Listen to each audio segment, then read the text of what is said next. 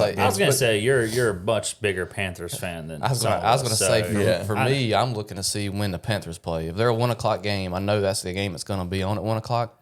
I can play golf at whatever time I want to. Right now, I was gonna say right now, I'm okay just following the Panthers on my phone on the ESPN. Well, after yesterday's game or Sunday's game, yes, I'm okay with probably just watching it on my phone.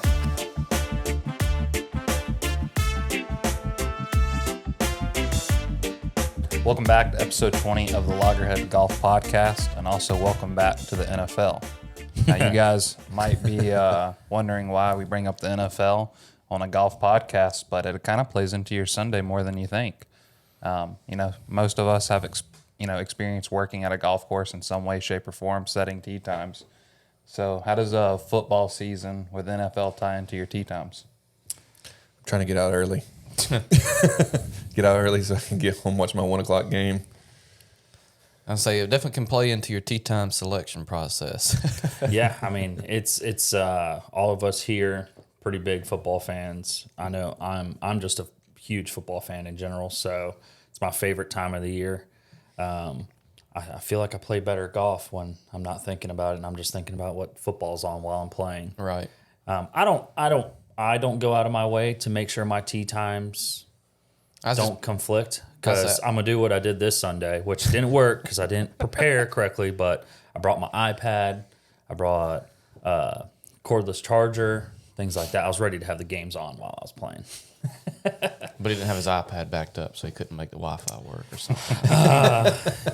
Me and technology don't get along. It's like math, all that. So I was going to ask you, how far are you willing to go to make sure your tee time is early enough so you don't run into the games? Or are you worried about the 1 o'clock games? I would probably, yes. I'm going to make my early morning tee time so I don't miss my 1 o'clock game. I was going to say you're a much bigger Panthers fan than I was going to say for me, I'm looking to see when the Panthers play. If they're a 1 o'clock game, I know that's the game that's going to be on at 1 o'clock. I can play golf at whatever time I want to. Right now, I was going to say right now, I'm okay just following the Panthers on my phone on the ESPN. Well, after yesterday's game or Sunday's game, yes, I'm okay with probably just watching it on my phone. I would say, but I always make the joke. I wonder what it's like for a Kansas City fan that loves to play golf. Mm-hmm. Are they missing the game to play? I don't think they are. I don't know. I'm curious about with all the courses in the area now that do lottery systems for their tee time. So you put in a request for tee time, and you don't know what time you're going to get, right? There's a range you could get it within. Are you trying to trade with somebody else when you don't get the time you want? Are you trading times back and forth or trying to make any deals?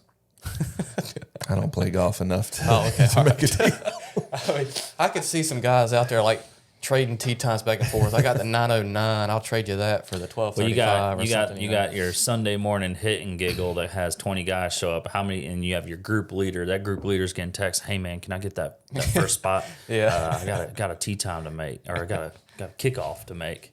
My biggest thing is Sundays. I'm corrupted NFL wise because of fantasy. The only days I really care about is if I need to be at the TV watching games, Alabama games. So which. Again, you didn't have a good week this week. It's been a bad week in this store for our favorite teams. It has been. But I'm not going to, I will say Alabama football comes before golf. Yeah. So. Well, you're a Steelers fan.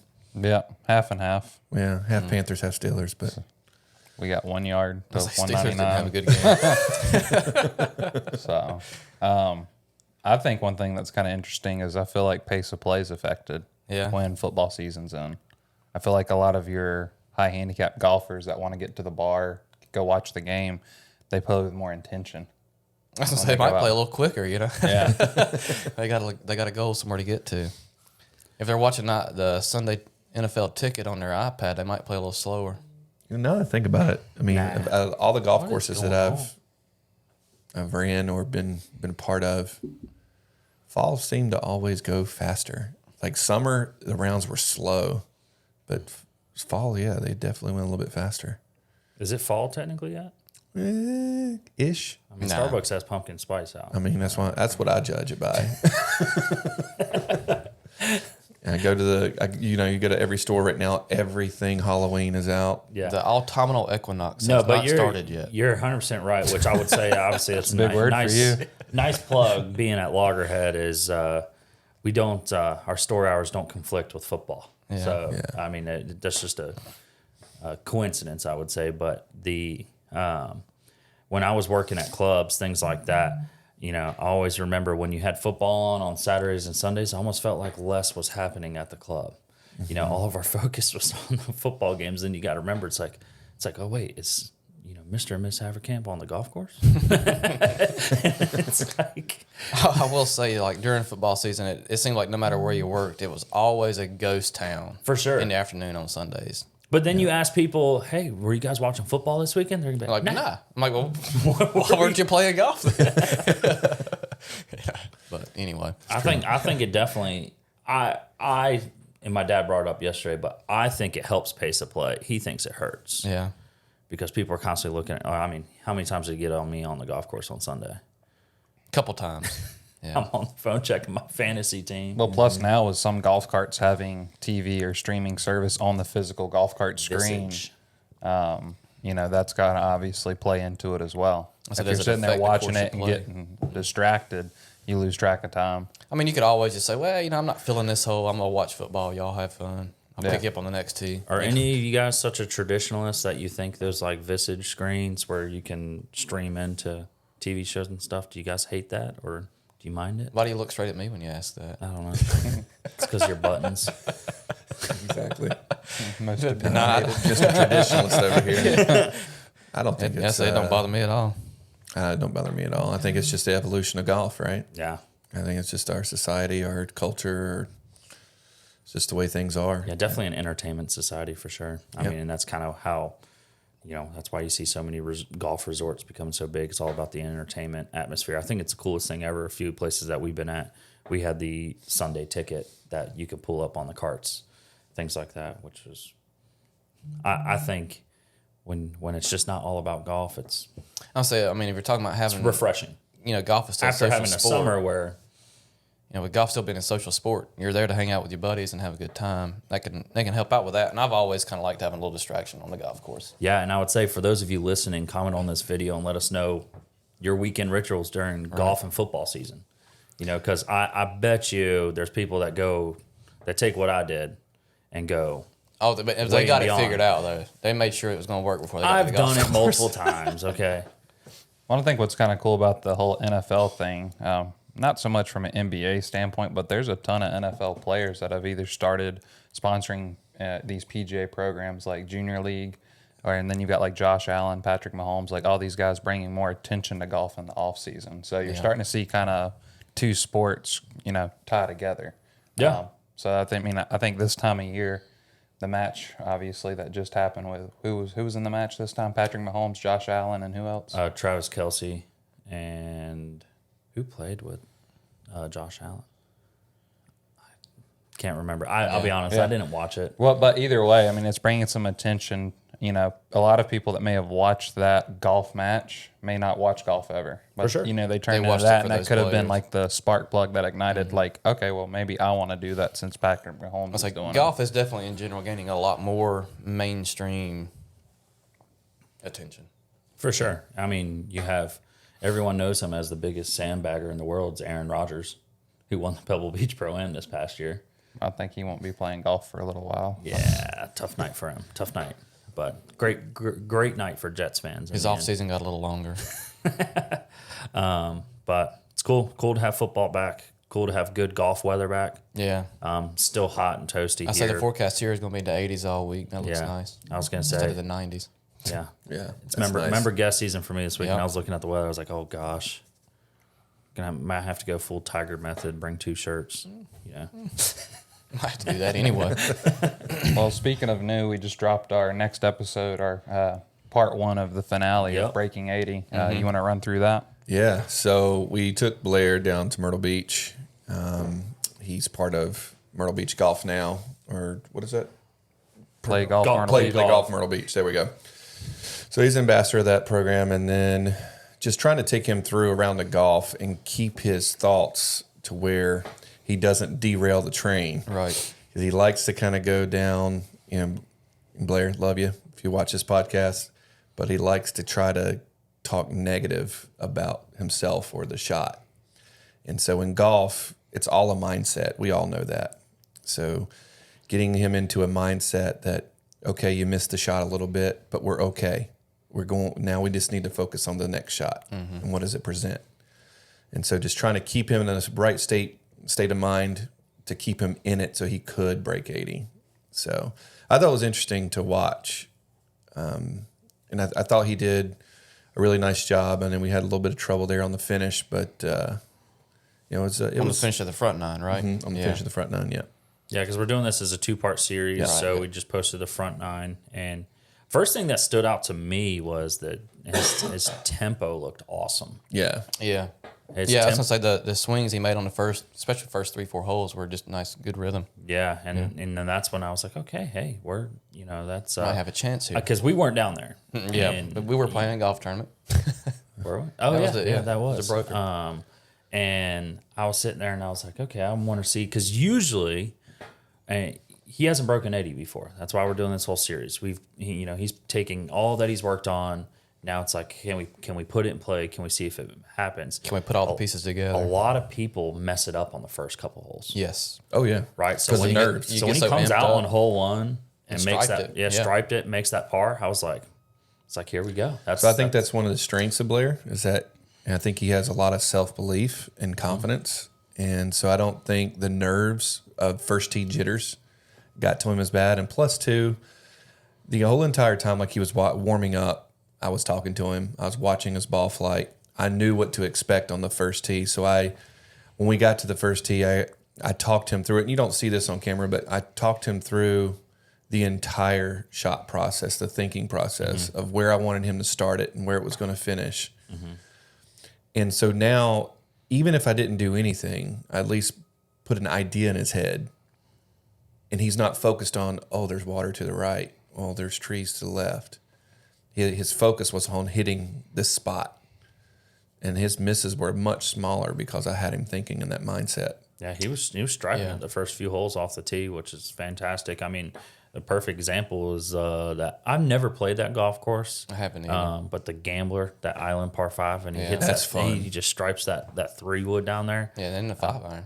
And then, And there's trouble everywhere if you go left. Well, usually a good golf course design. I mean, and this goes an in, island green or an island fairway. Yes, there's going to be trouble everywhere. well, I'll say this because like Daryl was saying when talking him through the shot, right, where a lot of people mess up. A lot of amateur golfers mess up is they think about where the trouble is. Well, if it's a well-designed golf course, if you're not in the fairway, it's probably going to be in trouble. Right. So just think about the fairway. Yeah. I just want to say, kind of hitting on what you said about working him through or walking him through the process of looking at the shot or figuring out how to play the shot. Essentially what you did there for him was you kind of gave him the tracks to keep it on, right? Correct. You kind of outlined out his thought process and gave him something to work towards. You gave him a goal. And I think that's something we see a lot of amateur golfers or your average golfers. They struggle with that thought process, that pre-shot routine, that process of identifying what do I want to do here. And they're so worried about the trees on the right and the water on the left and the bunkers over there and all the trouble. They don't focus in on what their goal is for that shot. I'd like to kind of get you guys' feedback on this, but through my years of experience of teaching, what I've been able to kind of observe is that doubt is the biggest killer of the golf swing, of the golf game. Oh, yeah, for sure. At whatever level that you're at, whether you're a high handicap golfer, you're a low handicap golfer, if you go into a shot doubting your capabilities or even doubting on maybe what club to hit or what type of shot you should hit, again, I played to Blair's strengths. I wasn't trying to make him do or hit a shot that he wasn't comfortable with. The only shot that I think that we hit that he may have not been comfortable with was the Texas wedge. I think it was on 8 when he chunked the chip shot. Yeah. And I think that's because he wasn't comfortable with that chip shot to begin with. Right. And I couldn't talk him out of hitting the club that he wanted to hit or in the shot that he wanted to hit. I didn't think it was the right one. So I just digressed and let him have his confidence because he said he had the confidence to hit that shot. You just step back. And also, you have a bonus. Not everyone gets to play with a caddy. Right. Yeah. So, and you're 100% right. Sometimes you just got to take a step back. Yeah. But no, I think you're 100% correct that usually when I look at a lot of my students, I try not even to allow doubt to come in, because I always tell people all the time, the best golfers in the world, they're the best because they're 100% in what they can control. Mm-hmm. So what are the things we can control over the golf ball? We can control the club we choose. We can control the shot we hit. We control where we aim. And that, if you essentially take care of those three things, then it's okay. Now the natural ability will come in. Whether or not you execute or not, that's what you base yourself on. But a lot of people, they kind of start the other way and work back. Mm-hmm. And that's what's tough to do. And we kind of saw that happen. Like I was trying to creep in a few times, and it shows that it's super easy. Trust me, I beat myself up on the golf. I was gonna say it's hard to do it for 18 holes of golf. It is. It's exhausting, and that's why when you see people that play, you see these guys that they get done, and they just won a golf tournament on PGA Tour, and they look like they're physically beat. It's because it's a grind. It is a grind. Golf is a grind mentally. Yeah, because everyone in the world can have talent. Now it's making sure you can do it swing over swing over swing. I'll say I kind of an example towards what you're talking about here in thought or process is what I call it. As I played in a Pro-Am back this summer, and it was a 2-day Pro-Am. First round I played fairly mediocre round, hit the ball good, but just didn't score very well. Second round I was on the range warming up, and one of the AMs on my team, he asked me, well, what are you going to shoot today? What's your goal for shooting your score today? And I thought for a moment, I was like, I don't know. But what my goal for today is I wanted to hit every shot with a clear intent and committed to that. Mm-hmm. I agree. So my goal was not a score or a number, but I knew that I wanted to hit every shot with a clear thought process in mind of what I wanted to do, and then 100% commitment to what I wanted to do. Well, and I know if I can do that, the score is going to take care of itself. Yeah, exactly. Because with the practice you put in, right? And I'm saying you know what your swing's going to do, right? I think that's so practice. So when you only think about that, you should and you succeed, right? You felt good, go through your process. Usually, you're going to shoot a decent score. Yeah, I think alluding back to what you just said about score, I think that's the reason why a lot of potential PGA professionals struggle with the PAT. Because it's the worst tournament in the entire world. The only tournament you're ever going to play where score is the most important thing. The number's up there already. Now you know what you have to shoot. You know what you have to shoot. So people let that number get in the way of their ability to execute a shot. Yeah, for sure. Yeah, it's difficult. Don't get me started on the PAT. So I wanted to ask too, Daryl. So obviously with this Breaking 80 series and this finale, Blair's playing 18 holes with the goal of breaking 80. That's what we hope to accomplish with this. You're there with him caddying and walking him through the round of golf. What was your goals going into that round? What are you trying to, and obviously not trying to give away any spoilers, but what were you hoping to help Blair achieve with that round?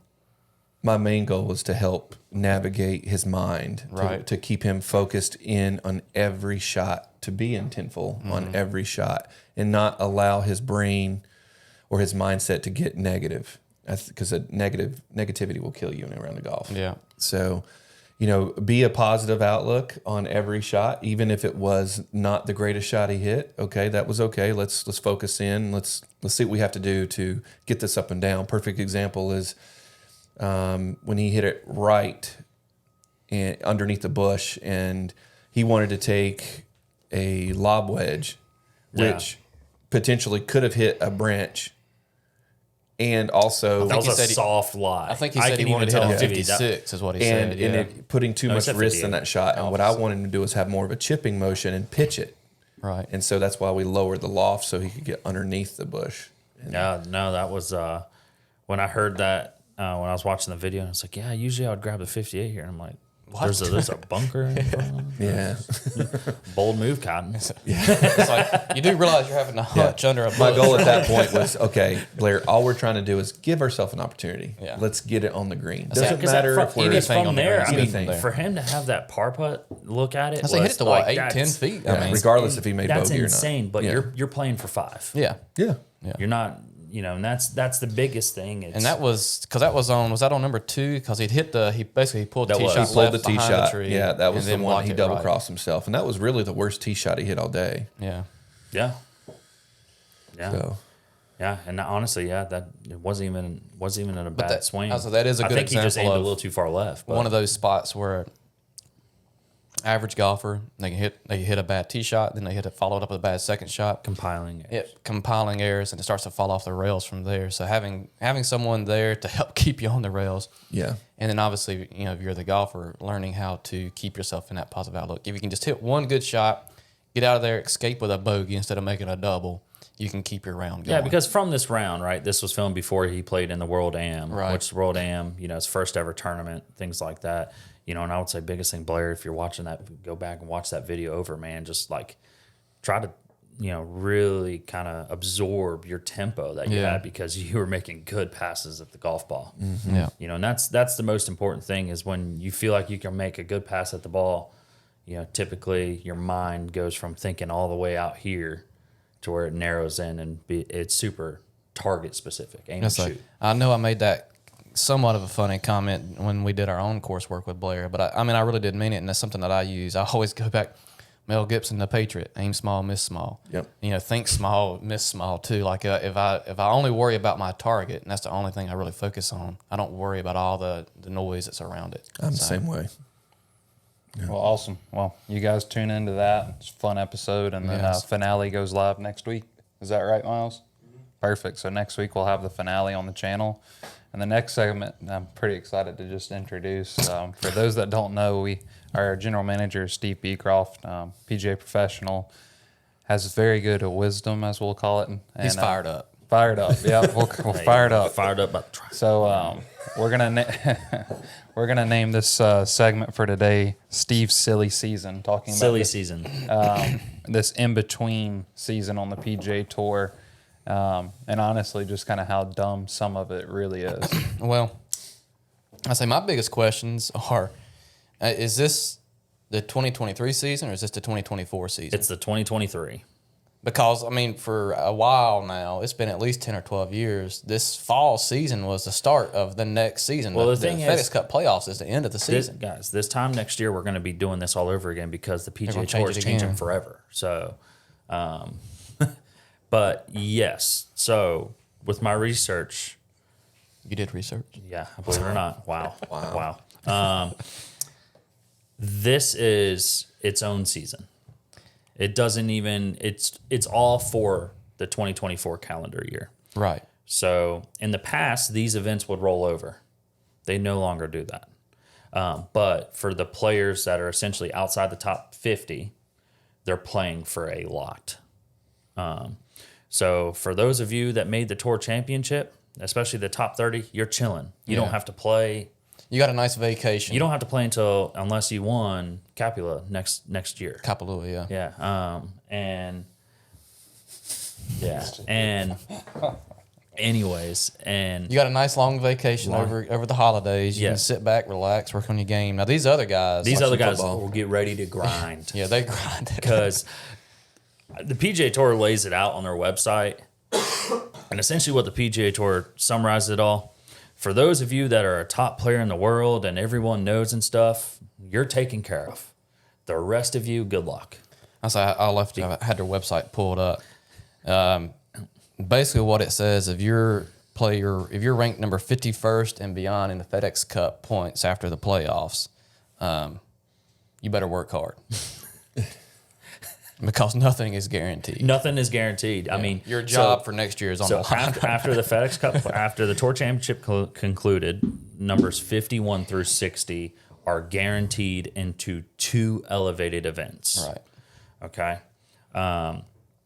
Now, let's just say the top 70 as a whole, right? Because the biggest thing to get into the playoffs, which, again, Joseph Thomas, you didn't make, top 70 are guaranteed fully exempt for next year. And they get into all the full field events, but only full field events. That does not include elevated events. So the top 50 are guaranteed in all of the elevated events. 51 through 60, those guys only get into the first 2 after Kapalua. Now, numbers 61 or 61 through 70, all those 10 spots, they're playing for essentially one designated event next year. Now, we all know designated events, and they're now paying for how much money? Lots, like 20-something million purses, typically. Yes. Then you also have the guys that are essentially 70 through 125. They're playing to keep their full status tour card. They're trying to get into the full field events. They're trying to get into or if they're currently still in because the thing is, technically their status has rolled over into this silly season. Right. But it doesn't carry beyond the silly It season. doesn't They carry got to beyond. perform They now got to just perform maintain now. their So status. that's why people are like, oh, Justin Thomas is playing as a warm-up for the Ryder Cup. No, he's No, playing he's to keep playing. his status. He's playing to keep his status. Now he's going to be in the designated events because he's won a major championship in the last 2 years. so he'll get plenty of exemptions. He doesn't really have to worry about it. He doesn't have to worry about that, but he's playing because when you're outside the top 70, it's going to key into a lot of stuff next year. And then numbers 125 through 170, they're playing for conditional status and make sure they don't have to go back to Q School and the Korn Ferry Tour. So it's like, I'm sitting here wondering who works for the PGA Tour that's tracking all this, which I know they use CDW, but it's like... It's confusing to keep track of. There's a lot going on, a lot of moving parts to it. And I feel bad for these players that are on the bubble because they probably don't even know. Yeah. Well, and I think, this is what I took from it was this was like a rollover part of, so this fall season was the start of 2024. So this year will be So the these 2024 points, season. like if you win this event, you're number one in the FedEx Cup think point. about like a Cameron Champ and some of these guys that have won some of these events during the fall season. Saved their career. And yeah, exactly. And that gave them a good bump or a good boost into the following season's points. Yeah, that's the biggest thing. Now, obviously, Max Homa has won the Fortinet, which is where this week's event is the last 2 years. And he's back there playing because why wouldn't you? Yeah. Something clicks at that golf course. Where is that one? Is that in Napa? Yes. Mm-hmm. Yep. And have you played that, Daryl? Negative. Okay. I was going to play golf when I went to Napa, but I didn't. Yeah. Golf course looks freaking awesome. Usually every year we have to worry about the wildfires going into this course, but when I was reading into it, it was like a lot to wrap your head around. Yeah. But biggest thing is also too, I mean, it's opportunity for some guys to play in some weaker fields for them to go get that I would win. say as confusing as it is, and as many moving parts as there are, in some ways it might be a good change. It will definitely make it more volatile, which means you're going to have names moving in and moving out. Now, the top guys are going to have a hard time falling out because, like we say, they're secure. They don't have to play any of this. But it's a good way to cycle in new talent. Like NASCAR, how they're trying to group them tighter together. Yeah, in a way, kind of. Yeah, for sure. And, I mean, I don't like this whole system, which I'm glad it's changing with the new ownership of the PGA Tour after next year. But these elevated events, they're only created to make sure the Rory McIlroys, those guys are happy. Yeah. Now, if you're not in those elevated events after this next year, you're probably not going to get in unless you win a bunch of these smaller tournaments. You got to make your way in there now. Yeah. So, and that's where this silly season, these guys are playing for a lot because all it takes is, like we always joke about as more tournament side, professional player side, like we always joke, like just takes one good week, right? And these guys are getting that opportunity. Well, they're getting 6? Yeah. There's 6 fall season events. They get 6 opportunities to go out there and win. It's like, in the past, they only care about all these guys leading into FedEx Cup, right? We were all so worried about who's going to win the FedEx Cup. Well, this is the FedEx Cup for the other guys. Basically, yeah. Well, it kind of ties into what we've talked about on previous podcast. Is it's almost like those final few events before the playoffs.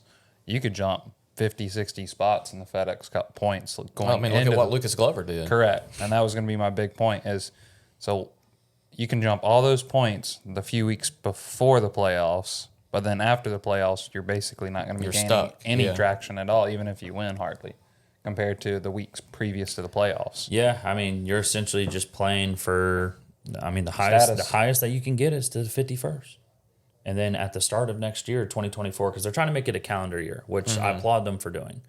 It makes more sense. It makes more sense. But, think about this. Let's just say you go out and win every one of these events. Your world ranking is going to be up there. So good on you for achieving the world ranking. Now, PGA FedEx Cup point-wise, you're back to 0 come January 1. January 1, yeah. So, Kind of sucks, but and that's the thing. But I mean, we had to mention it because it's just been weird. Yeah, it's definitely a change in how the structure of the PGA Tour works, especially this portion of the season. Now, do the winners in the fall season, do they get an invite into Kapalua to the Tournament of Champions? I imagine they should, right? It's the 2023 season, and that's the start of the 2024, so they should, right? Which, I don't if you remember reading win, it in there. that's an elevated event Yeah, with limited guys. that might be your That's one designated event. Well, that's the thing. If you get into an elevated event, you're going to get so many. Which world rankings are flawed now. Okay, they hated the live model, yet they adopted it. If you get into an elevated event, that's guaranteed money, guaranteed points because there are no cuts. Right. Well, it hasn't been fully confirmed, but right now there are no cut events. Tiger Woods hates that, which I guess Tiger's now a board member or whatever. But yeah, I don't know. A lot to play for. Yep. So We'll just have to keep watching. yep. Yeah, it'll be exciting. I think we'll see what happens with golf over the next kind of 6 to 8 weeks, and obviously gearing up for Ryder Cup's been fun. So, what's been fun with our YouTube is, if you haven't already, we just launched. Me and Caleb did a Titleist review on the full Titleist lineup where we go in depth all Great the way lineup this year. through the landing angles, launching. I mean, we go through every number that these irons produce. So if you haven't already, tuned into that. And then, we'll catch you next week. So turn on those push bell notifications. I'll catch you on the next one.